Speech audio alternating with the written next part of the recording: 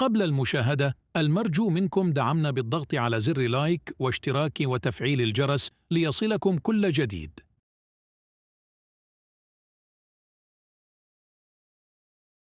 في آخر مباريات دور 16 من كأس إفريقيا كوت ديفوار 2023، يلتقي منتخب المغرب منتخب جنوب إفريقيا في صراع على بطاقة التأهل لدور ربع النهائي، ويحاول منتخب رابع العالم والمرشح الأكبر للفوز باللقب تفادي مفاجأة أخرى في هذه البطولة والتأهل للدور الموالي، واحترام المنطق في ظل الترشيحات التي تصب في صالحه،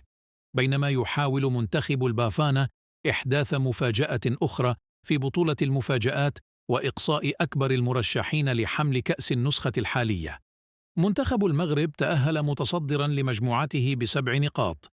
بينما تأهل منتخب جنوب إفريقيا في المركز الثاني في مجموعته ب4 نقاط. تقام مباراة المغرب وجنوب إفريقيا على ملعب لورنت بوكو، وتنطلق بداية من الساعة 9 مساء بتوقيت المغرب وتونس والجزائر، الساعة 10 مساء بتوقيت القاهرة، والساعة 11 مساء بتوقيت السعودية، وسيتم بثها على قناة BIN أفكون 1 بتعليق جواد بدة، وكذلك سيتم نقلها على قناة الرياضية والأولى الأرضيتان المغربيتان،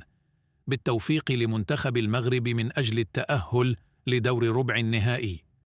في نفس اليوم تقام مباراة مالي وبوركينا فاسو على أرضية ملعب أمادو جون كوليبالي، وستنطلق على الساعة 6 مساء بتوقيت المغرب وتونس والجزائر، الساعة 7 مساء بتوقيت القاهرة، والساعة 8 مساء بتوقيت السعودية، وسيتم نقل أطوارها على قناة BIN أفكون 1 بتعليق النوفل باشي،